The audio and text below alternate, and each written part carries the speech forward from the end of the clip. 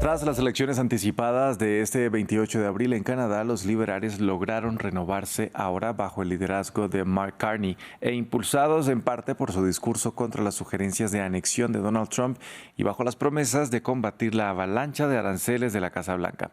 Ahora el nuevo gobierno tendrá además que abordar las preocupaciones de los votantes sobre la economía y la seguridad. Vamos al análisis con Salvador Herencia Carrasco. Él es analista político y profesor de la Facultad de Derecho de la Universidad de Ottawa. Salvador, gracias por acompañarnos aquí en France 24.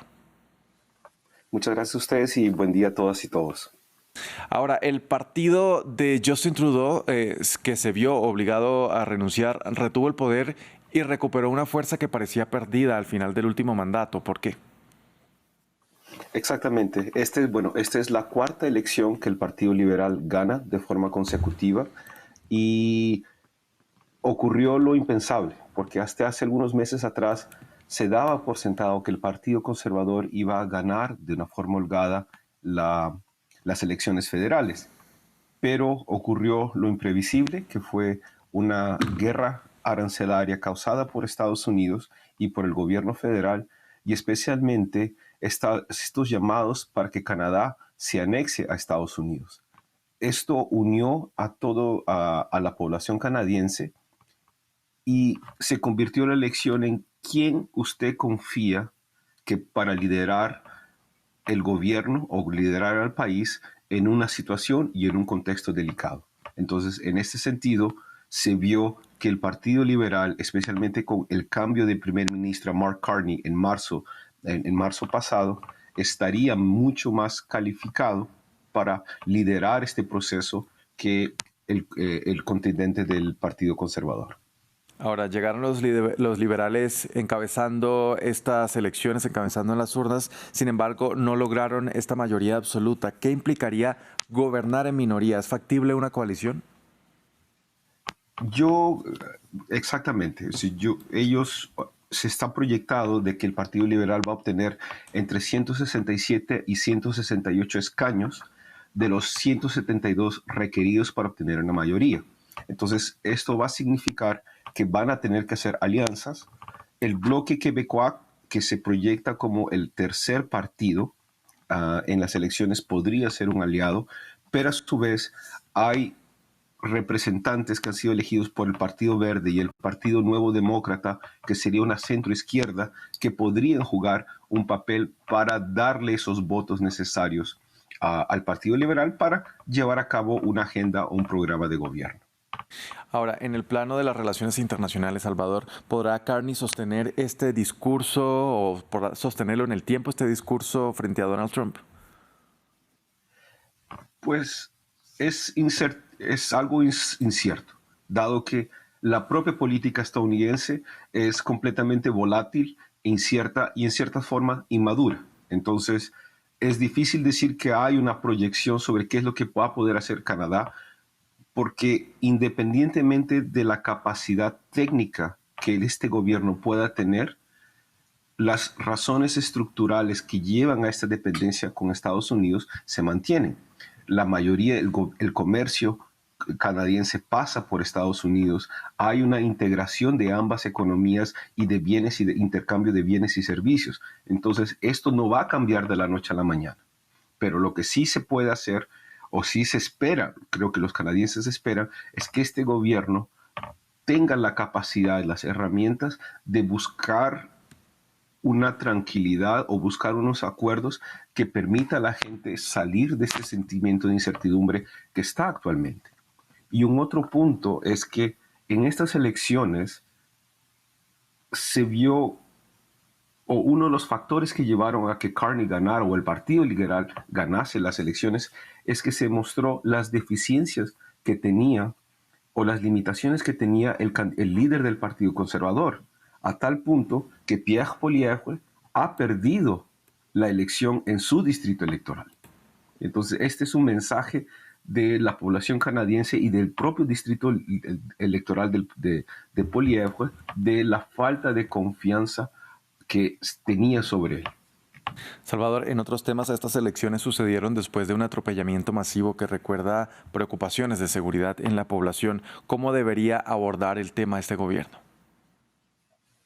Pues ha sido un acto completamente de una persona que, por lo que los medios de comunicación indican, tenía problemas de salud mental, tenía problemas con la policía, digamos, pero aquí el gobierno y las autoridades de Columbia Británica han sido muy cautelosas en no llamar esto como un acto de terrorismo, sino un acto aislado. Desde luego que esto va a tener que ayudar a reforzar la seguridad interna, a tener una mayor presencia policial para mantener la seguridad de las personas. Pero creo que a diferencia de otros países, bien se toma estas situaciones como hechos aislados en las cuales hay que corregir y adoptar medidas concretas para que las personas sigan haciendo su vida en paz y no solamente dejarlo a lo que dicen en inglés a thoughts and prayers, sino hacer algo concreto para prevenir este tipo de situaciones.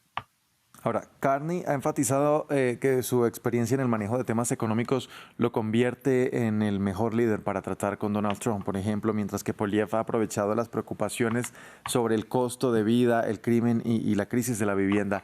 ¿Por qué sigue sin calar el discurso conservador en Canadá? En lo personal, siendo un extranjero, ya, digamos que viviendo aquí hace más de 10 años, yo creo que aquí hay un elemento que los canadienses no son de irse mucho a extremos. Entonces, siempre, tanto el Partido Liberal como el Partido Conservador, siempre han sido un centro izquierda, centro derecha, en términos muy generales. Pero estos discursos extremistas, populistas, nunca han calado en la situación, a tal punto que hay un partido, Nuevo Canadá, que perdió, incluso su líder perdió su escaño o perdió la elección en su distrito electoral, que da un mensaje de los canadienses que estas posiciones extremas no van con ellos. Y lo que se necesita es estabilidad y tranquilidad para que las personas sigan haciendo su vida. Y en este caso, Mark Carney, por haber tenido las funciones, sea de liderar el Banco de Canadá durante la crisis de los inmuebles, de la burbuja hipotecaria en Estados Unidos y luego el Banco de Inglaterra, es visto como una persona que puede tener esa capacidad de articular no solamente una negociación con Estados Unidos, pero a su vez diversificar el mercado o las inversiones canadienses en el exterior, porque ahora es por la extrema dependencia e integración con el mercado de Estados Unidos. El gobierno de Carney no va a poder resolver o diversificar sus mercados, pero puede sentar las bases estructurales para que no exista esa gran dependencia que hoy se mantiene en el comercio con Estados Unidos. Esta vasta experiencia como banquero que hemos mencionado, Salvador, amparándose en esto, Carney prometió ampliar las relaciones comerciales con el exterior para frenar la dependencia de Canadá de Estados Unidos. ¿Es esto posible en el corto o en el mediano plazo, entendiendo también los costos de llevar el comercio de vecinos a otras latitudes? Pues tiene que ser posible. Y esto no es solamente para Canadá, sino también para América Latina y otros países que están viendo cómo esta situación de Estados Unidos está llevando una incertidumbre y ciertas ya crisis en temas de empleo y acceso a mercados y acceso de bienes y servicios. Pero nuevamente, 30 años o más de integración no pueden ser cambiadas de la noche a la mañana. Es necesario comenzar a diversificar y pensar en crear las bases estructurales para estas nuevas relaciones comerciales. Y aquí Canadá y América Latina tienen la posibilidad de ampliar su proceso de integración, puesto que tanto Canadá como América Latina tienen la necesidad y tienen intereses comunes, pero eso también va hacia otras regiones del mundo. Pero decir que esto va a cambiar de la noche a la mañana sería, creo yo, ingenuo, sino que se debe sentar las bases que en un proceso de mediano plazo.